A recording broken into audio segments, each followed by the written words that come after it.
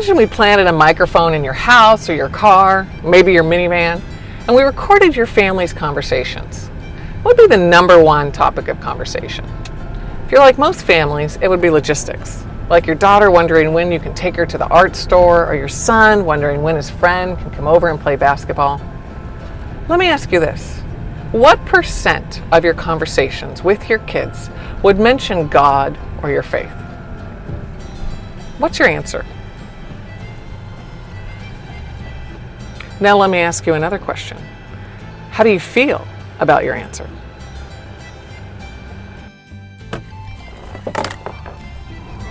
If you're like most parents, you wish that you talked more about your faith with your kids. You know, it seems like there are two extremes for us in our faith discussions. On the one hand are those who clam up when it comes to talking about matters of faith. And on the other hand are those parents who gush, maybe to the point of annoying our sons and our daughters. How can we find that authentic middle ground of real, organic conversations about faith? When I'm talking to parents about sticky faith discussions, often someone will mention, well, I believe in living out my faith more than talking about my faith. As we already said in session 1, who you are has far more influence on your kid than almost anything else. If I had to choose between living out my faith and talking about my faith, I would choose living out my faith. But the good news is I don't have to make that choice, and neither do you. We can do both. Actions speak louder than words, but words are still so very important. So we're not going to plant a microphone in your house or in your car, in your minivan, but we do want this session to help you think about how can you have words and conversations that build sticky faith.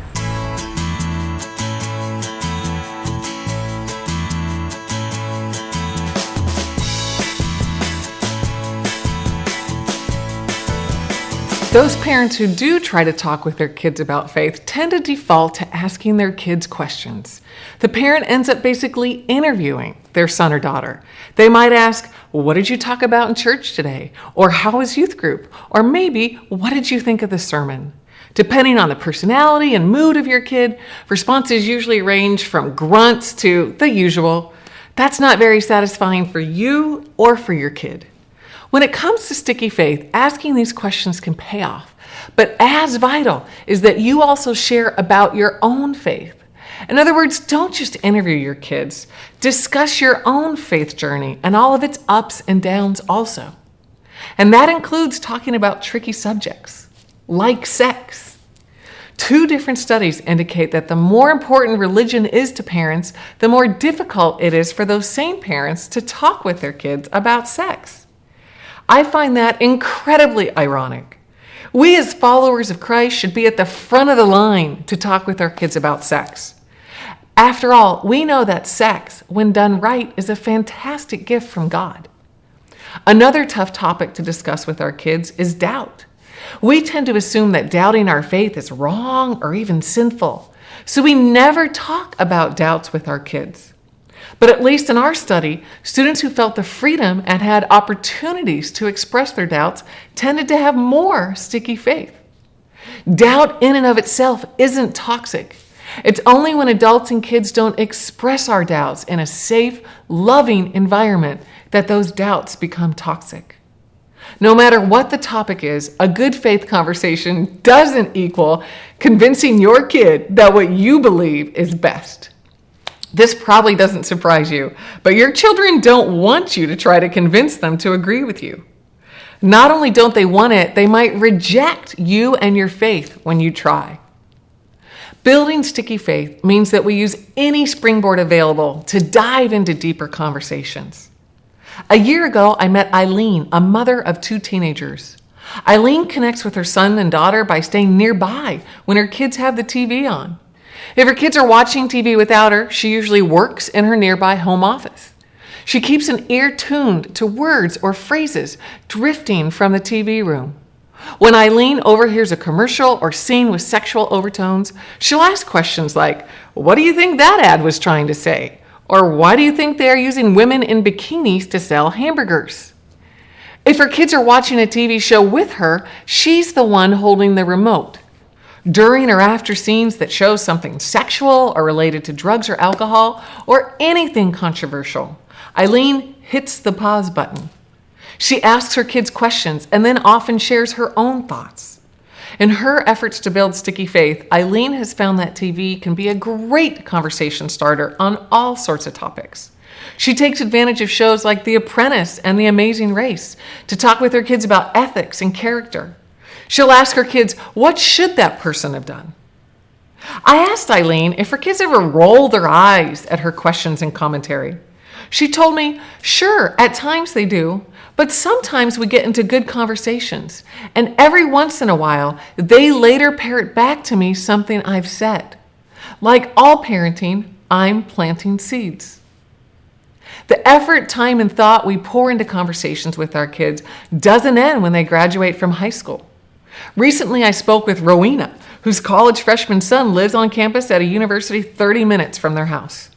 When Rowena calls his cell phone, he's often headed into class or on his way to lunch, so he never seems to have much time to talk. His occasional moodiness doesn't help. But he does need regular haircuts. He likes the barber who cut his hair through high school, but he doesn't have a car at school to drive himself back home. So this busy mom makes the effort every month to pick up her son at school, take him for a haircut, and then drive him back. At first, her husband objected. This is silly. He's a college student. He can get his own haircut.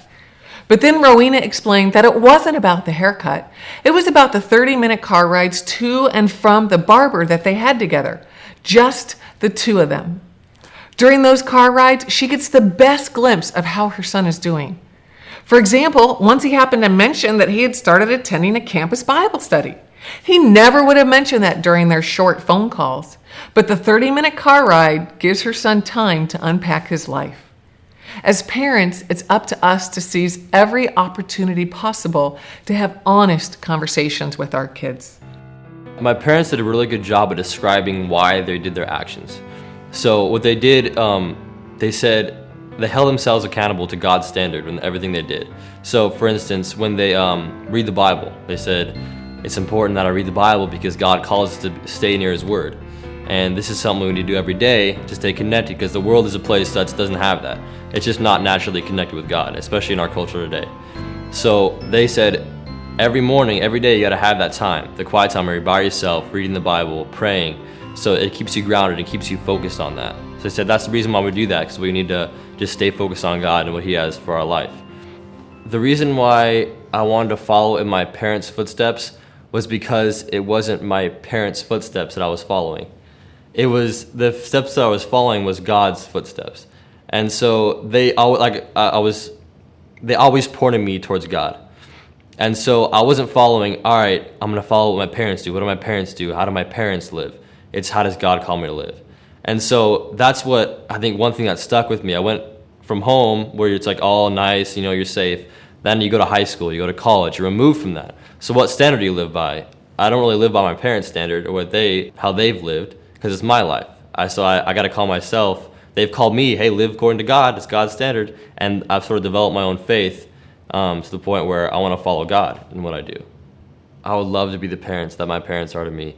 I think it's just not because there's some amazing, great people, wow, they're just superstars. Just because their daily living, it's a very consistent faith to where they're constantly pointing me towards God. If I could be that to my kids, I don't want them to be like, hey, follow my example, guys, because my kids aren't going to be me, and I'm not my parents. And so if I could be my parents' example, just pointing me, just look towards God to everything you do, and just have a consistent faith that my kids will be able to see in me, that my value, my worth, my joy, my peace, all those things isn't found in stuff, my job or my career or my friends or whatever. It's just found in God. And so if my parents or my kids could see that in me, that'll be everything. That's what I want. Throughout our Sticky Faith research, parents have repeatedly told us that their best conversations with their kids occur in the midst of everyday life. When they are in the minivan talking together about hockey practice, or when their kid is stressed over finding a prom date. Those times of crisis or debriefing of the day's events are often the best springboards for deeper conversation. While the timing of those conversations is based more on your kid's mood than anything else, You'll interact better with your son or daughter when you learn to listen and ask questions instead of lecture. Let's be honest, parents lecturing kids hasn't worked. Dallas Willard, who coined the phrase, the gospel of sin management, that we mentioned in the first session, writes in the same book this quote, "But now let us try a subversive thought. Suppose our failures occur not in spite of what we are doing, but precisely because of it. Maybe one of the main reasons we struggle to communicate with our kids is that we are lecturing them. One of the best pieces of sticky faith communication advice we can share is this. Never explain something to your kid if you can ask a question instead." Why is this so important? Picture you and your child talking about premarital sex. Does your child know what you think about it? Does your child know what you would want to say to them about it? Odds are good that the answer to both questions is yes. Because your child already knows what you think and knows what you're going to say, they will likely close their mind as soon as you open your mouth. One noted psychologist who's also a dad recently told me the story of talking to his 16-year-old about a behavior that the dad felt should change. After the dad's long and well-reasoned list of reasons the son should change, the son shrugged and said, "Are you done yet?" Note that the question was, "Are you done yet?" not "Are we done yet?"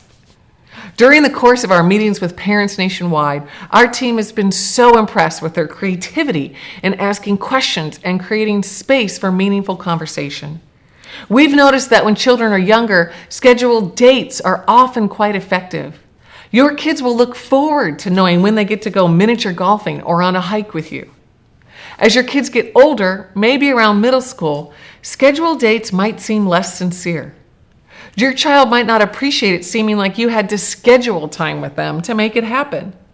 Even if you do actually plan it ahead and enter it into your calendar, you might not want them to know that. As your son or daughter enters adolescence, what we call planned spontaneity is often more effective. And we hope that planned spontaneity happens with both parents. That way your son remains connected to his mom or stepmom, and your daughter gets quality time with her dad or stepdad. And remember, in our conversations, we need to share about our own faith journey. When you do share your experiences, please make sure you don't cross the line into parental lecturing. Lots of parents miss that line, and believe me, your kids' alarm bells will go off when you cross it.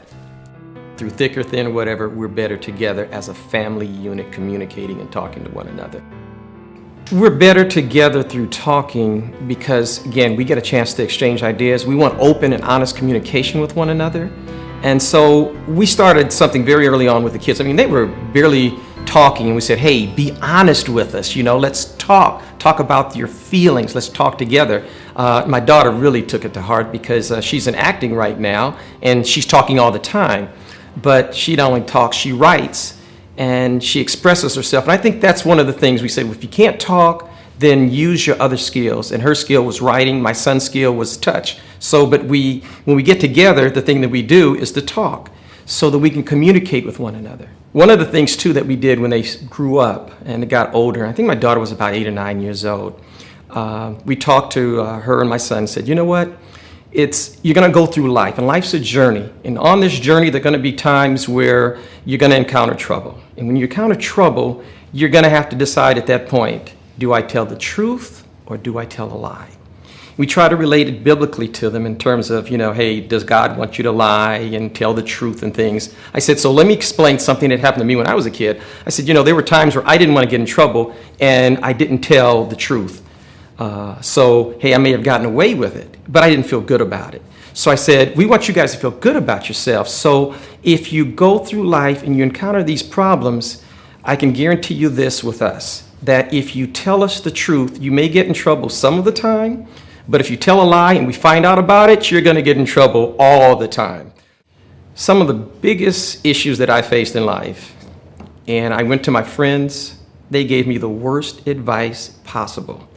And I said, I wish I hadn't listened to them. So going back and raising kids, I said, how can I relate this to my kids so that they don't make the same type of mistakes? Not that they're going to make mistakes, everybody does. But how do they keep from having those type of mistakes?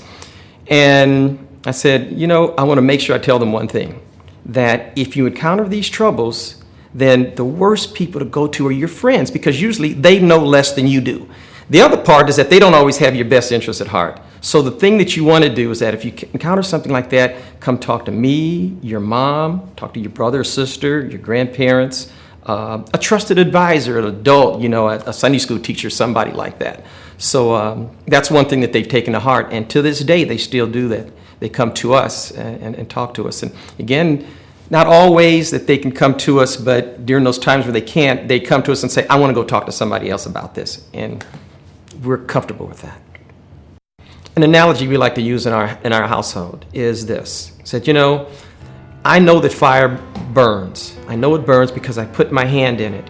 And my job, or our jobs as parents, is to tell you that, hey, if you put your hand in fire, it's going to get burned. Now, you can test it, and you're going to get burned, but hey, I can tell you that it burns, and here's a scar to prove that it burns. So they take that to heed a lot. During our Sticky Faith project, I've realized so many errors I've made as a parent. Take our family devotions. We try to have family devotions most every weekend. At least in this season, when our kids are in elementary school, family devotions give us a set time every week to focus on God together. Lest you be under any illusions, they usually last less than 6 minutes. And they might not happen if it's an extra busy weekend or if one of my 2 favorite football teams are playing. Who are my 2 favorite teams? Well, I'm from San Diego, so my 2 favorite teams are the Chargers and whoever is playing the Raiders. Since our family tends to do our devotions on Sundays, before our research, we used to ask our kids one at a time what they had learned in church that day. Then we'd read and discuss a scripture story, share prayer requests, and pray for each other.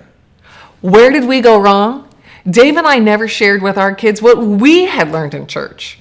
We were interviewing our kids instead of having a conversation with them. Thanks to our research, now when we ask our kids to share what they learned in church, we talk about what we learned or experienced too. On nights our family has dinner together, we have a tradition of sharing our highs and lows of the day. Because of what we've learned about Sticky Faith, we've added a third question. How did you see God at work today? The first time we added that question to our conversation, our then 7-year-old said quickly, "But I can't answer that question." "Why not?" I asked. She answered, "Because I don't have a job." Once we explained that we meant, how did you see God working today? She realized she could be part of the discussion. Often our kids don't have an answer to that question, and that's okay. In fact, equally as important as the kids answering that question is that they hear Dave and me answer that question every day. And don't forget to talk about how God has led you in the past. I recently talked with one youth pastor who asked 20 of his students on a short-term mission trip if they knew how their parents became Christians. Care to guess how many knew their parents' faith stories? 0. Maybe one of the first Sticky Faith steps you need to take is to share with your kids how you became a Christian, or one thing you're praying about, or a scripture passage that is meaningful to you right now. When I share with parents the importance of having good conversations with their kids, often one of them will sheepishly raise their hand and ask, "What do you do if your kid doesn't want to talk to you?" Every teenager goes through seasons when they don't want to talk to their parents. What varies is the length and intensity of the season. The longer and more intense the season, the more creative we need to be as parents. One mom desperately wanted to have meaningful conversations with her 16-year-old, but he was uninterested. The last thing he wanted to do was spend time talking with her. But he did love movies. So this proactive mom began scanning movie trailers. She looked for movies that would be the most interesting to see with her son and hopefully talk with him about afterwards. When those movies hit the theaters, she offered to take her son. He almost always accepted, and they had their best conversations about life and faith on the drive home. This mom is no big fan of movies, but she's a fan of her son, and she's trying to build Sticky Faith. Plus, we can't assume that just because our kids say they don't want to talk to us, they really mean it. I'll never forget the story I heard of Jin, a pretty rough 17-year-old whose single dad sent her to a Christian school in hopes that it would straighten her out. Whether it was because her friends were going or because she warmed up to the faith, Jin signed up for the school's spring break mission trip to Guatemala. Jen ended up sitting on the flight next to Joe, the school's campus pastor. For the first few hours, Jen was her normal, tough self. She put on her earphones and mostly ignored Joe. He tried to ask her questions about her family. Jen summarized her relationship with her dad by saying, "I asked him to leave me alone, and he has." Throughout the mission trip, the Lord worked in Jen, and she softened. By the end of the trip, she confessed to Joe through her tears, "I wish my dad had not done what I asked. I wish he hadn't left me alone." Jen, believe me, so do I. Jen's stories, as well as those of countless teenagers and families we've encountered over these last 6 years, are motivating me to talk more to my kids about life and faith. I hope that this week you take a few extra minutes here and there to look your child in the eyes and ask a better question or share a bit more about yourself.